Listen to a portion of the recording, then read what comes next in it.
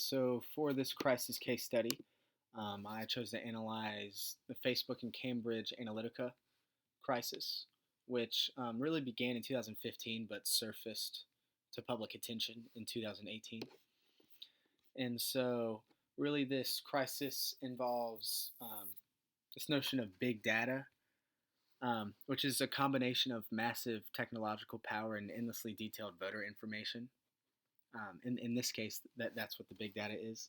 Um, and also whether or not one of the public's favorite top dog social media platforms, Facebook, disseminated private personal information to political consultancy and data mining operation, Cambridge Analytica, um, for political purposes. Um, and I'm sure everybody knows who Facebook is, what Facebook is, and the head of Facebook, Mark Zuckerberg, founder, CEO. And those were the two. Um, well, Mark Zuckerberg was the main spokesperson I focused on in this crisis case study. And so the problem, as I said, was that Cambridge Analytica harvested private information from from around 87 million Facebook users for political advertising purposes. And so this was a crisis because the public was like, this is a complete breach of trust, breach of privacy. What's going on, Cambridge Analytica? What's going on, Facebook? Like, we can't trust Facebook anymore. And Facebook claimed um, that they didn't know what Cambridge Analytica was actually doing, and Cambridge Analytica ended up closing in May of 2018. But the response to the crisis then solely fell on the shoulders of Mark Zuckerberg and Facebook.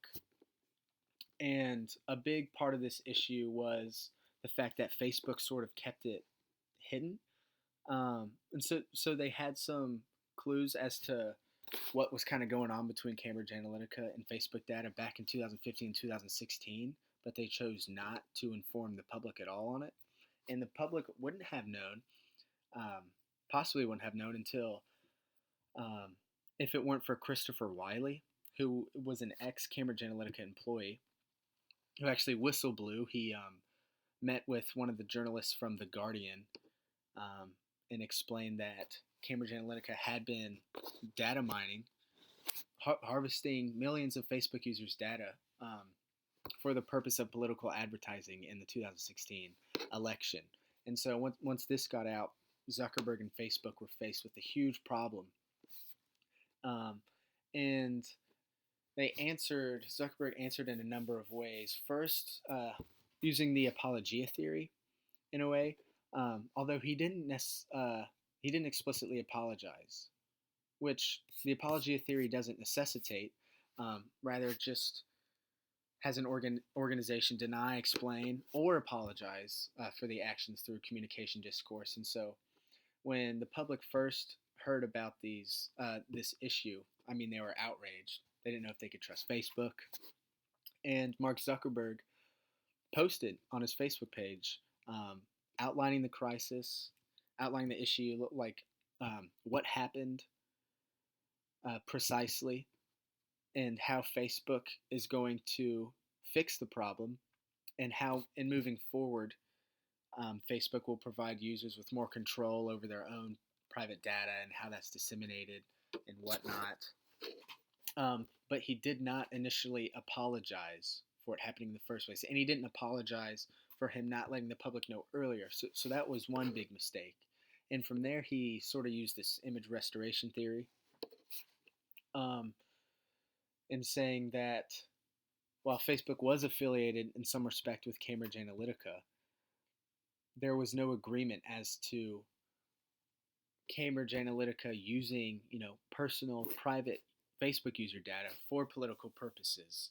And it's built into the Facebook terms of services that Facebook will not disseminate private information of its users to third parties, and especially not without the user's consent. And so that was a big thing. Facebook users' information being disseminated for, one, political purposes, and two, without their consent or knowledge. And so that was that was a big problem for Facebook to overcome, and that was a hard query for Zuckerberg to respond to. Like how did you let our information out, and why didn't you let us know about it? Um, and so, as I said, Zuckerberg released an apology of sorts in March 2018, which started, "We have a responsibility to protect your information, and if we can't, we don't deserve it." And I think that was a great statement. Yet he never said he apologized, and he sort of pushes the blame again, as I said, by saying this was a breach of trust by Cambridge Analytica, and I'm sorry we didn't do more at the time. Not I'm sorry that this happened, but I'm sorry we didn't do more at the time. We're now making steps to make sure this doesn't happen again. And so Zuckerberg's response was this was a breach of trust on Cambridge Analytica's part, um, as opposed to Facebook's own deficiencies and oversights. Um, and so this sort of apologia brushes some of the dirt off the shoulders of Zuckerberg and Facebook, but in a way that sort of secretively um, deflects much of the scrutiny and disappointment and blame that Zuckerberg and Facebook really fully deserved.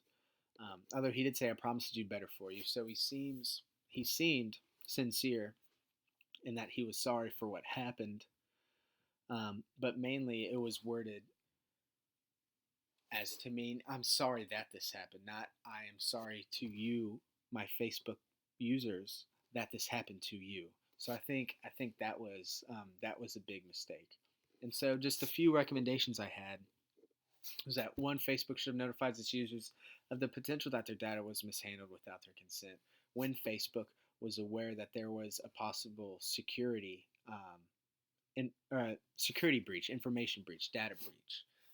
And Facebook did not notify the public of this, and it wasn't brought to public attention until a whistleblower from Cambridge Analytica brought the issue to light.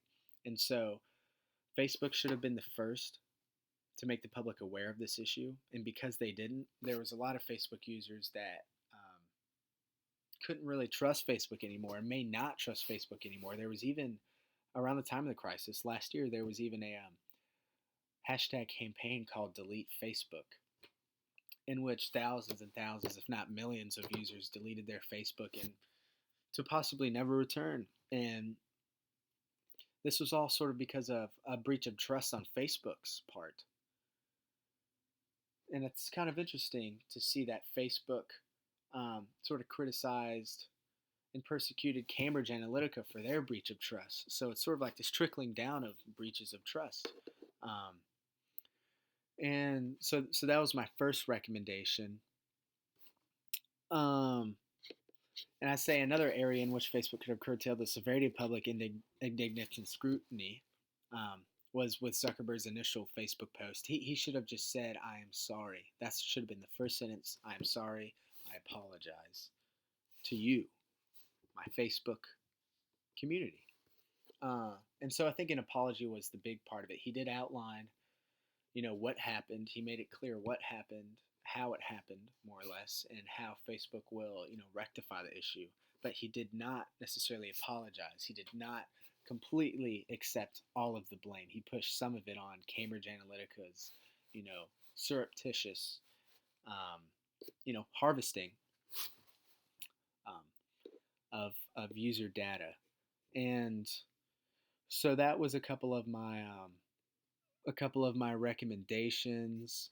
Um, some alternative responses would have been to release all privy information once an adequate amount is realized and disseminate that to the public, and notify the public of the potential crisis and assure the public that you are doing everything in your power to curtail or resolve the issue.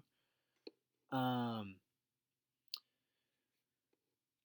and if the previous, and I guess another response would be to release all privy information after being assured that the potential issue is an actualized one, and don't sort of try to fix the issue behind, you know, the public's back, but notify them of the actualized issues, its ramifications, its implications, and let them know how you will go about rectifying the issue. And the third alternative response um, is if the two previous responses aren't used, then issue a press release which outlines the issue, its ramifications, your company's methods of rectification, and apologize for not using the previous two responses. Facebook should have gotten in front of this issue before Christopher Wiley did, and because Facebook didn't, they lost a lot of Facebook users, they lost stock trade, and they have a much poorer image in the perspectives or in the perspective of the publics now because of this. And so those are kind of my final recommendations. And yeah, that was a crisis case study.